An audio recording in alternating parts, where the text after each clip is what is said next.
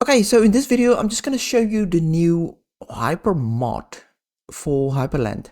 So it's basically just a GUI that you set all your settings for Hyprland. So all these spaces, animations, and so on and so forth. Oh yeah, and key bindings. So it's basically, they created it for if you don't want to dig around in your hyprland.conf or Lua file, then you can just use this. So let's just check here. Let's just go back. This is the GitHub page of Hyprmod, made by Blueman ZZ. Right, there's a couple of examples of how it looks and so on.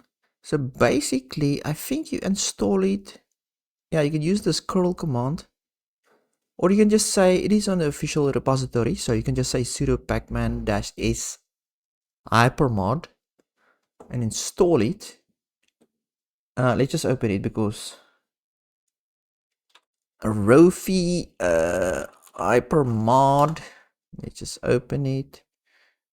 There it is. And then I'm gonna take it out.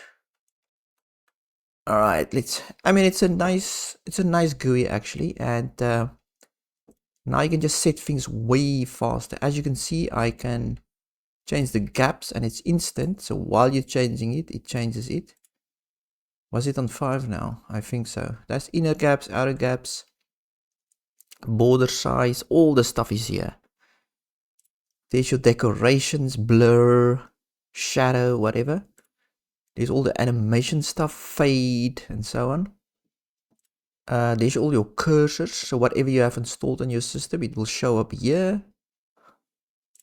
And there's the key bindings, which is pretty cool. So you can, even if you forgot your key bindings of specific applications or OSDs or whatever, you can just come in here and check it quickly. So there's my Brave Origin key binding. So it reads your hyprland.lua file and obviously puts the information in here that's already in your system active. Right, and then there's devices, obviously devices, monitors. Now you can set your resolution much quicker, especially if you just installed Hyprland. I mean, I would just install this and set it up quickly. Here is workspaces, and you can create like new workspaces. It actually shows my special workspaces. So scratch pads that I've created, it shows it here. You can't edit it directly here, obviously not, because you have to go into the file, but you can create new ones.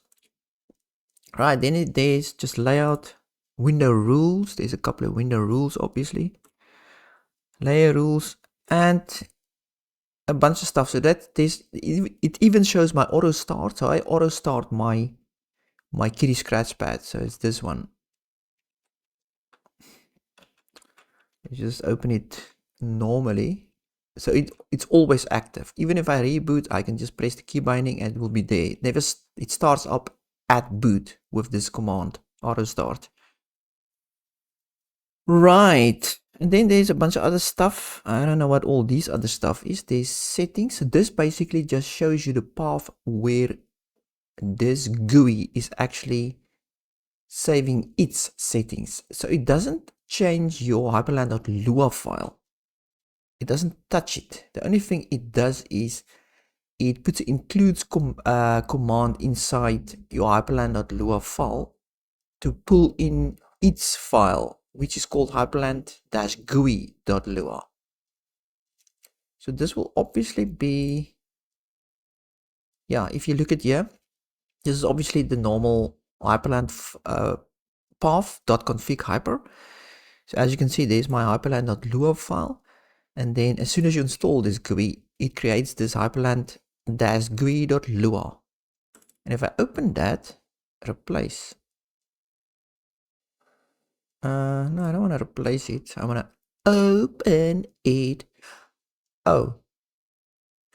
Oops, I've opened it here. I don't want to replace nothing, but let's just open this to show you where it is. So obviously it's in the normal folder path config. Where's my hyper? There's my hyper. So there's my normal file, there's their file. So it's gonna open it here in Kitty. Let's just open the normal file as well. Just close this and then open my Kate. My Kate.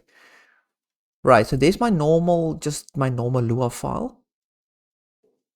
Nothing changed here. And then here is the Hyprland.lua file. So there's that one little setting that I've changed, the gap size. So it basically creates this. As soon as you change something in the GUI, it just adds it to this file. And then it gets read into your main file. Now let me just check here at the bottom. Oh, here it is at the bottom. So this gets created automatically. So Hyprmod manage settings require Hyprland -GUI. Why is this at the bottom here? Let's just cut this. It might just override this every time. I don't know. Let's just put it here with my other require files. So I think previously in hyprland.conf it actually add the command of import.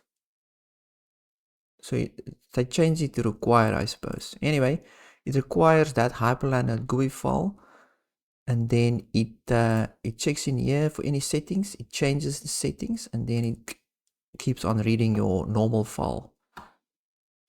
Anyway, that is pretty straightforward. Let me close all this. I'm just gonna. Oops. I suppose I have to save this. Huh. I changed something. Let's just kill it. Kill it dead. And just take this out. Was it my gaps? Inner gaps, outer gaps. Outer gaps is a bit crazy. Yeah, that looks a bit better.